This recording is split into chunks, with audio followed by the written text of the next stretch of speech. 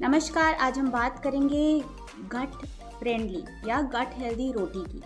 और हम सारे टाइम ये गट की बात क्यों करते रहते हैं? बहुत सिंपल है, क्योंकि ये जो डिजीजेज हो गई जैसे कि Alzheimer's, parkinsonism, heart attack, stroke, allergic rhinitis, asthma और एलर्जीज, स्किन डिजीजेस, सोरियासिस, ये सारे के सारे PCOS, ये सारे के सारे जो हैं अनहेल्दी गट से रिलेटेड डिजीजेस हैं। कोई कहता है ग्लूटेन की रोटी खा ली इसलिए व्हीट की रोटी नहीं खानी, ये नहीं खाना, ऐसा कुछ नहीं है। ओवरऑल जो भी तरीके की रोटी आप खाते हैं आप उसको हेल्दी बना सकते हैं। कुछ 4-5 आसान तरीके मैंने आज आपके साथ शेयर करने हैं।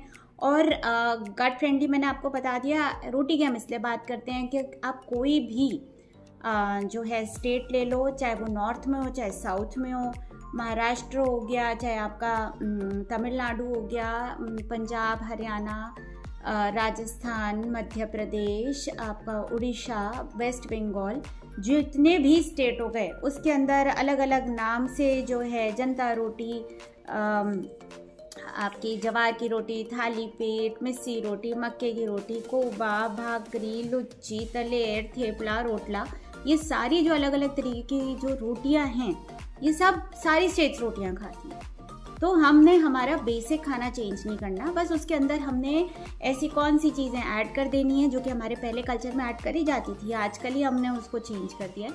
तो वो कौन सी आसान चीज़ें हैं जिससे कि हम हमारी गट को हेल्दी रख सकें और ये सारी मुश्किल बीमारियां इंक्लूडिंग कैंसर से हम बच सकें। सो नमस्कार, मैं हूँ डॉक्टर मिचर नमिता। मेरी छोटी सी एफर्ट रहती है कि मैं हर घर में एक हेल्दी तरीका, हेल्दी फूड का तरीका आप पहुंचा सकूं, ताकि आप वो छोटे सा चेंज लाके अपने को 2 लाख रुपए के स्टेंट से बच जाएं और बीमार ना हो। और कोशिश है कि हर छोटे से हर बड़े से हर घर में पहुंच सकूं।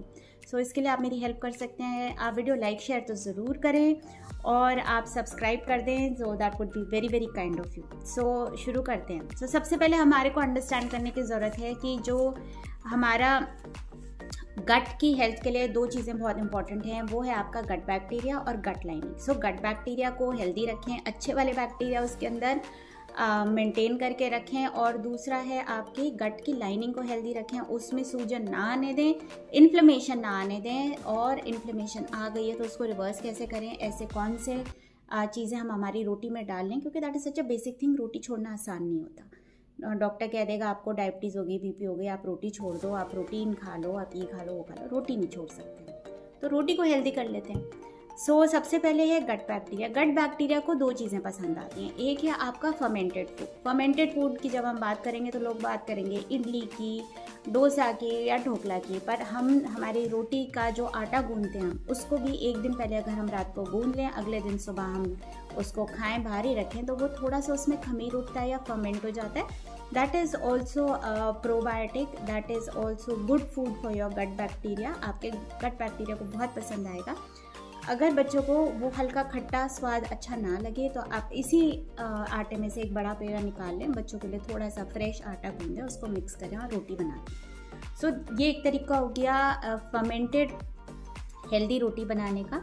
दूसरी चीज़ जो गट बैक्टीरिया को पसंद आती है वो है फाइबर। अब रोटी में फाइबर हम कैसे ऐड करेंगे? अगर आपने उसका स्वाद इंक्रीज़ करना है तो आप उसके अंदर धनिया डाल सकते हैं, पुदीना डाल सकते हैं, और नहीं तो अगर आप को दूसरी वेजिटेबल्स अगर डालने का मन हो तो आप पालक, घिया, कद्दू, ऐसी वाली जो वेजिटेबल्स हैं, गाजर, मैं तो कुछ भी वेजिटेबल को उठाती हूँ, हैंड ब्लेंडर डालती हूँ उसके अंदर। यूजुअली मैं उसके अंदर थोड़ा सा जिंजर भी डाल देती हूँ, उससे टेस्ट उसका इम्प्रूव हो जाता है।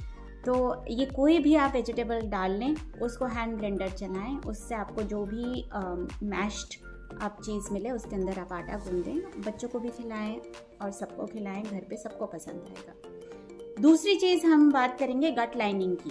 गट एज इन जो आते हैं उसकी लाइनिंग हेल्दी होनी बहुत इंपॉर्टेंट है, क्योंकि वहीं से खाना अब्जॉर्ब होता है। वो ही अमाइनो एसिड्स आपके ठीक से पानी अब्जॉर्ब करेगा, अमाइनो एसिड अब्जॉर्ब करेगा, प्रोटीन अंदर जाके बनेगा, DNA को सपोर्ट करेगा। तो ये सारी चीज़ें बहुत इंपॉर्टेंट है। गट लाइनिंग की इन्फ्लेमेशन या सूजन कभी नहीं होनी चाहिए। सो गट लाइनिंग को हेल्दी रखने के लिए, डाइजेशन को ऊपर रखने के लिए आप उसके अंदर ऐड कर सकते हैं सौंफ, अजवाइन, ज़ीरा और पिसा हुआ धनिया। ये तो ड्राई पाउडर्स जो आप ऐड कर सकते हैं अपना डाइजेशन इम्प्रूव करने के लिए, और इससे रोटी का टेस्ट भी इम्प्रूव हो जाता है। अगली 3 चीज़ें मैंने आपको बतानी है जो कि आप अपनी रोटी को एंटी इन्फ्लेमेटरी, जैसे हमारी मिस विद्या बालन है वो बहुत पॉपुलर कर रही हैं एंटी इन्फ्लेमेटरी फूड्स। तो ये 3 चीज़ें आप अपनी रोटी में ऐड कर लें, आपकी रोटी एंटी इन्फ्लेमेटरी हो जाएगी, कभी आपकी आंतों में सूजन नहीं आएगी, बिल्कुल गट आपकी हेल्दी रहेगी। सबसे पहले हमारा हल्दी हम सब्जी में डालते हैं, आप रोटी में डाल लें, क्योंकि उसके अंदर होता है कुरकुमिन। कुरकुमिन को एक्टिवेट होने के लिए 2 चीज़ें चाहिए, पानी होना चाहिए और वो हीट अप होना चाहिए।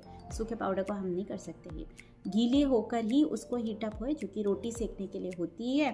तो कुरकुमिन एक्टिवेट हो जाएगा, एंटी इन्फ्लेमेटरी फूड है। दूसरा एंटी इन्फ्लेमेटरी फूड है हमारा जिंजर में होता है जिंजर रोल।